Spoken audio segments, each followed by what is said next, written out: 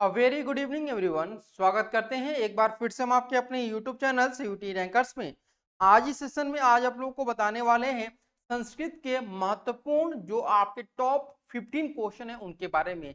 और ये जो सेशन है आप लोग का है, यह केवल और केवल CUQP 05 के जो स्टूडेंट है उनके लिए है।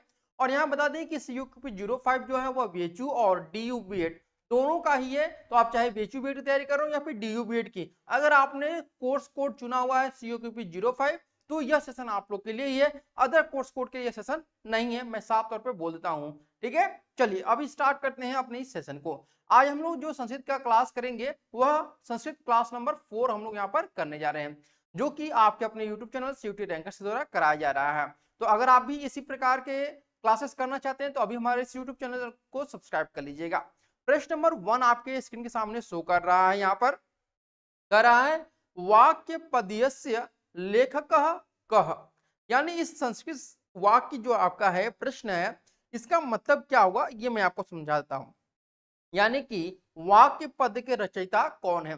चार ऑप्शन दिए गए हैं, पतंजलि जी हैं, या फिर भर्तृहरि हैं, या फिर रघुनाथ शर्मा जी हैं, या फिर आपका राम प्रसाद त्रिपाठी जी हैं। तो ये देखिए जो प्रश्न है वो टॉप के क्वेश्चन है आपके हैं, और ये स्वयं मैंने आप लोगों को अपने हाथों से लिख करके आप लोगों को लाया है ताकि आप लोगों को बेस्ट चीजें प्रोवाइड करा सकूं। ठीक है, तो देखिए यहाँ पे जो वाक्य पद से लेखक का इसका अर्थ क्या होगा कि वाक्य पद के रचयिता कौन है। तो यहाँ पे चार ऑप्शन दिए गए, इनमें जो सही आंसर होगा आपका वह हो जाएगा आपका ऑप्शन नंबर बी, यानी कि भर्तृहरि जो है ऑप्शन क्वेश्चन नंबर 1 का आंसर जो है वह सही होगा। अब इसके बारे में थोड़ा सा जानकारी आप लोग ले लीजिएगा, क्योंकि हो सकता है कि इससे संबंधित आपके क्वेश्चन भी पूछ सकता है। ठीक है, आपको यहाँ बता दें कि जो आपका वाक्य पदस्य है यह एक बहुत ही प्रसिद्ध आपका ग्रंथ है। क्या है आपका प्रसिद्ध ग्रंथ है, खास करके संस्कृत में माना जाता है।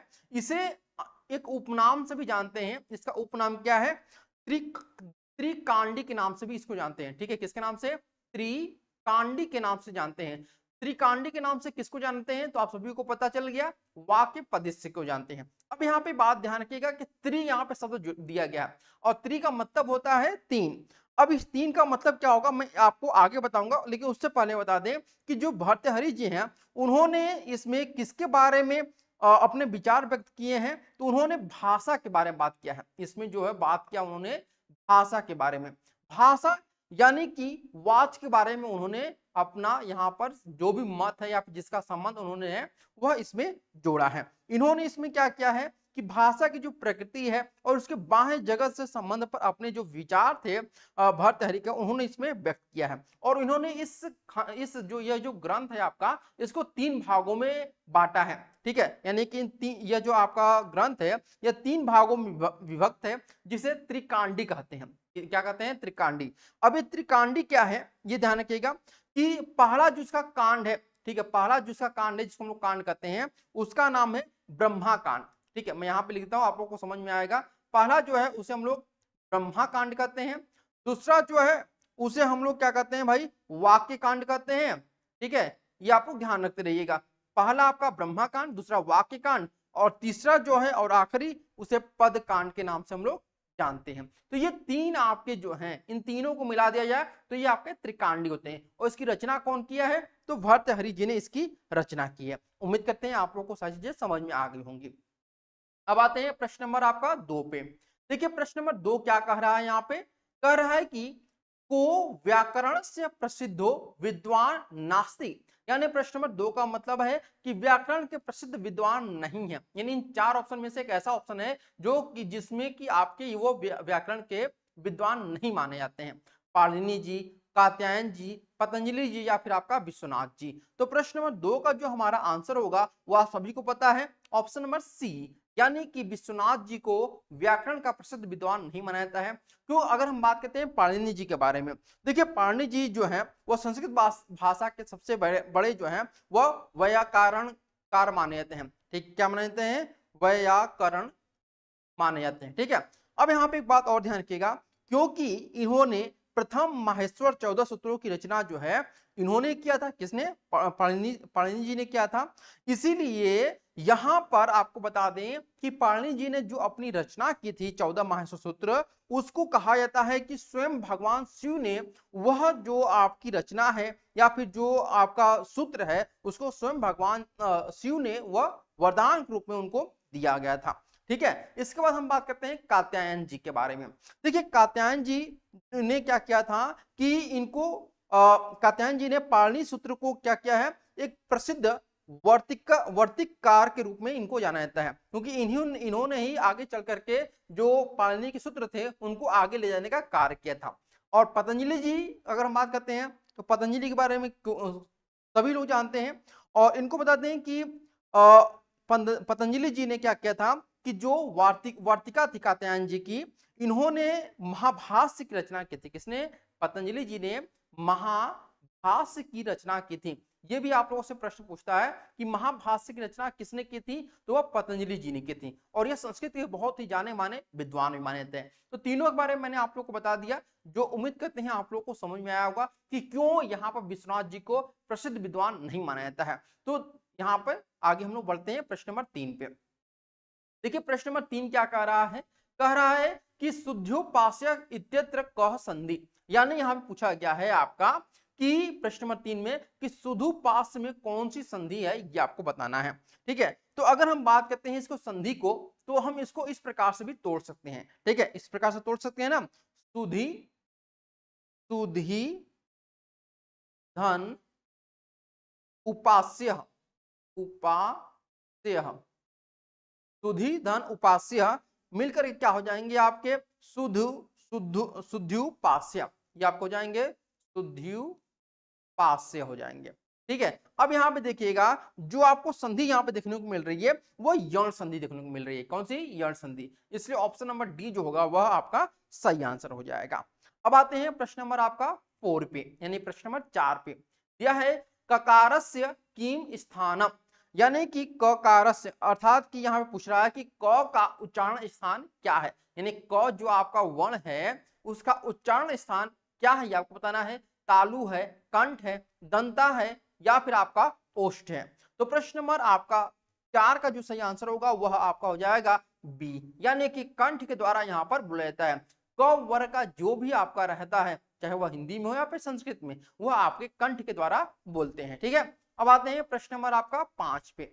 दिया गया है आपका कि प्रत्याहार सिद्धो केसामुपयोग क्रियते, यानी कि यहाँ पे प्रश्न नंबर 5 कह रहा है कि जो प्रत्याहार होते हैं इनकी पूर्णता में किसका प्रयोग करते हैं, यानी प्रत्याहार में किसका प्रयोग करते हैं? माहेश्वर सूत्र का, धातु नाम का, या फिर संस्कृत वर्णमाला का, या फिर सूत्रवृत्ति नाम का। तो यहाँ पे आपको बता दें कि प्रश्न नंबर 5 का जो सही आंसर होगा वह हो जाएगा आपका यहाँ पर ए, यानी कि माहेश्वर सूत्रनाम का यहाँ पर प्रयोग करते हैं। अब यहाँ पे बता दें कि ये जो आपके प्रत्याहार है इनका संस्कृत में क्या महत्व है। ठीक है, क्योंकि अगर हम बात करते हैं कि संस्कृत में आपको यहाँ पर आपको पता है कि जो पाणिनि जी हैं उन्होंने ही प्रत्याहार का सबसे ज्यादा प्रयोग किया था। सबसे पहले अगर बात करते हैं प्रत्याहार का प्रयोग उनके द्वारा ही यह संभवतः किया गया था। तो एक प्रत्याहार मैं आप लोग को लिख रहा हूं, आप लोग समझ जाएंगे इसका उपयोग क्या है। ठीक है, जैसे इको यणचि, इको यणचि, ठीक है, यणचि है। अब यहां पे देखिएगा इसका अर्थ क्या हुआ, ये आपका प्रत्याहार की तरह है। ठीक है, अब इसका उपयोग क्या है, क्यों यहाँ पर प्रत्याहार का प्रयोग किया जाता है? तो देखिए इको यणचि का मतलब होता है यदि यच यदि अच परे हो तो इक के स्थान पर यण होता है। अब ये अच क्या होता है, इक क्या होता है, यण क्या होता है, ये भी मैं आप लोग को बताते चल रहा हूं ताकि आपको समझ में आए। देखिए अच जो होता है वह क्या होता है, ये मैं आप लोग को लिखता हूं। अच यानी कि आपका अ, छोटी उ, री, री, इसके अलावा आपका ए, ओ, ऐ और औ, ये आपके क्या होते हैं, अच होते हैं। इसके बाद आपका आता है एक। ठीक है, क्या आता है आपका, इक आता है। और इक क्या होते हैं, तो छोटी, यहां पर आपका जो होता है वह छोटी उ, उसके बाद आपका री और ली, यहाँ पर ली, ये आपके इक हो गए। और उसके बाद यण की अगर हम बात करते हैं तो यण आप यहाँ पर देख सकते हैं य व र ल, ये आपके यण हो गए। तो यहाँ पे अगर हम बात करते हैं कि जो आप ये प्रत्याहार का प्रयोग अगर हम नहीं करते, यानी जो आपके पाणिनि जी हैं वह इस प्रत्याहार का प्रयोग नहीं करते, ठीक है, किसका, इस प्रत्याहार का, ठीक है, प्रत्याहार का प्रयोग नहीं करते, तो उन्हें क्या कहना होता है कि छोटी ऊ री ली के बाद अ ई उ री ली ए ओ और रहे तो छोटी बड़ ऊ री और ली के स्थान पर क्रमशः य व र ल आपके स्थान आएंगे। तो इस कथन से हम कह सकते हैं कि जो आपके प्रत्याहार है वह संस्कृत में बहुत महत्वपूर्ण है, क्योंकि संक्षिप्त चीजों में हम लोग बहुत सारे चीजों को समाहित कर लेते हैं। जैसे कहते हैं ना कि गागर में सागर भरने का काम, तो प्रत्याहार क्या करता है संस्कृत में, गागर में सागर भरने का कार्य करता है। ठीक है, चलिए बात है प्रश्न नंबर आपका 6 पे। प्रश्न नंबर 6 कह रहा है यहाँ पर कि कति कारकाणि भवंती, यानी कि आपका यह प्रश्न पूछ रहा है कि संस्कृत भाषा में कितने कारक होते हैं। तो भाई आपको बता दें कि हिंदी और संस्कृत दोनों में कारकों की जो संख्या है वह अलग अलग है। ठीक है, संस्कृत और हिंदी में दोनों ही जगह आप देखेंगे कि यहाँ पर जो हिंदी में कारक की संख्या है वो आपकी 8 होती है, लेकिन संस्कृत में जो कारक होते हैं वो आपके 6 होते हैं। इसलिए ऑप्शन नंबर बी जो है आपका सही हो जाएगा। अब ये 6 कौन कौन से होते हैं ये भी आप लोग जान लीजिएगा, नहीं तो आप लोग को आगे जाकर के हो सकता है कि ये पूछ भी सकता है। तो पहला जो होता है आपका कर्ता होता है, दूसरा जो होता है वह होता है आपका यहाँ पर कर्म होता है। ठीक है, कर्ता कर्म, इसके बाद आपका करण होता है, फिर यहाँ पर आपका संप्रदान होता है।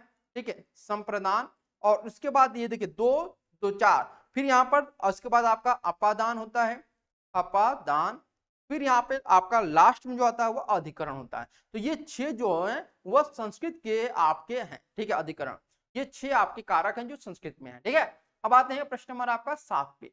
यह है आपका सुबंत नाम तिड़ंत नाम च का संधि भवती। तो इसमें कौन सी संधि ये आपको बताना है, सवर्ण संज्ञा है, गुण संज्ञा है, इत संज्ञा है, या फिर पद संज्ञा है। तो प्रश्न नंबर 7 का जो हमारा आंसर हो जाएगा वह हो जाएगा आपका ऑप्शन नंबर यहाँ पर डी, यानी कि पद संज्ञा यहाँ पर आपको दिखाई दे रही है। अब आते हैं प्रश्न नंबर आपका 8 पे। प्रश्न नंबर 8 का रहा है मुरारीह इत्यत्र क संधि, यानी मुरारी में कौन सी संधि ये आपको बताना है। तो मुरारी में हम यहाँ पे देखेंगे कि इसको संधि करते हैं तो आपका मूर धन अरी आ जाएगा, अरी। ठीक है, तो आपका यहाँ पे क्या बन जाएगा, मुरारी बन जाएगा। तो यहाँ पे आपका जो मुरारी बन रहा है इसमें आपका दीर्घ संधि आपको दिखाई दे रहा है, यानी ऑप्शन नंबर सी हमारा यहाँ पर सही हो जाएगा। अब आते हैं प्रश्न नंबर आपका 9 पे। ठीक है, प्रश्न नंबर 9 का रहा है आपका कि पकारस्य किम स्थानम, यानी प का उच्चारण स्थान क्या होता है ये आपको बताना है, कंठ, दंता, ओष्ठ, या फिर आपका तालु। तो देखिए प वर्ग चाहे वह हिंदी में या फिर संस्कृत में, उसका जो उच्चारण होगा वह आपका ओष्ठ के द्वारा होगा। किसके द्वारा, ओष्ठ के द्वारा। तो ऑप्शन नंबर हमारा सी जो होगा वह आपका सही आंसर हो जाएगा। अब आते हैं प्रश्न नंबर आपका 10 पे। दिया हुआ है पुनः राजते इतस्य संधि रूपम किम, यानी कि यहाँ पे जो पूछा गया है उसमें 4 ऑप्शन दिए गए हैं, पुनो राजते, पुना राजते, पुनार्जते, या फिर पुन राजते। तो प्रश्न नंबर 10 का सही आंसर हो जाएगा आपका ऑप्शन नंबर बी, यानी पुनः राजते इसका सही आंसर है। अब आते हैं प्रश्न नंबर 11 पे। दिया है वाक धन ईसह इत्यस्य संधि रूपम किम, यानी वाक धन ईसह का संधि रूप क्या होगा, वागीसह, वाकेसह, या फिर वाकीसह, या फिर वागीसह। तो प्रश्न नंबर 11 में सही आंसर होगा आपका ए, यानी आपका वागीसह जो है वह सही आंसर हो जाएगा। ठीक है, अब आते हैं हम लोग प्रश्न नंबर आपका 12 पे। दिया हुआ है प्रश्न नंबर 12 भाई कि सचित इत्यत्र कह संधि, सचित में कौन सी संधि आपको दिखाई दे रही है। तो हम बिना कुछ सोचे समझे भी कह सकते हैं कि ये आपका व्यंजन संधि है, क्योंकि यहाँ पर आपका च लगा हुआ है बीच में, आप लोग देख सकते हैं। ठीक है, अब आते हैं प्रश्न नंबर आपका 13। देवा है मगढ़ कह, यानी मगढ़ कौन सा है आपको ये बताना है, आदि गुरु है, मध्य गुरु है, सर्व गुरु है, या फिर आपका अंत गुरु है। तो मगढ़ जो है वह आपका जो है वह सर्व गुरु है। क्या है आपका, सर्व गुरु, ऑप्शन नंबर सी। अब आते हैं प्रश्न नंबर आपका 14 पे। दिया हुआ है कि सर्व लघु गढ़ कह, सर्व लघु गढ़ कह, भगढ़, नगढ़, सगढ़, या फिर आपका यगढ़। तो 4 ऑप्शन में से सही आंसर हो जाएगा प्रश्न नंबर 14 का ऑप्शन नंबर बी, यानी कि नगढ़ जो है वो आपका सही आंसर है। और प्रश्न नंबर आपका यहाँ पे 14 मैंने आप लोगों को बता दिया कि सर्व लघु गढ़ कह, तो यहाँ पे ऑप्शन नंबर बी सही आंसर होगा। अब आते हैं प्रश्न नंबर आपका 15, जो कि आपका आज का आखिरी प्रश्न है। दिया हुआ है नत्वा सरस्वतीयम देवी शुद्धाम गुण्या करोम्यहम इत्यत्र किम छंद, यानी इसमें छंद के बारे में पूछा कि इसमें कौन से छंद है, इंद्रवज्रा, आर्या, मंदाक्रांता या फिर अनुष्टुप। तो सही आंसर हो जाएगा ऑप्शन नंबर डी, अनुष्टुप यहाँ पे आपका छंद है। तो इस प्रकार से आज हम लोगों ने 15 प्रश्नों को आज सॉल्व किया, जो आपके एग्जामिनेशन के लिए बहुत इंपॉर्टेंट है। अगर इससे आपको थोड़ी सी भी हेल्प मिले जरूर इस सेशन को लाइक कर दीजिएगा, और अगर अभी तक सब्सक्राइब नहीं किए तो आप लोग सब्सक्राइब कर लीजिएगा। Thank you so much for watching this video.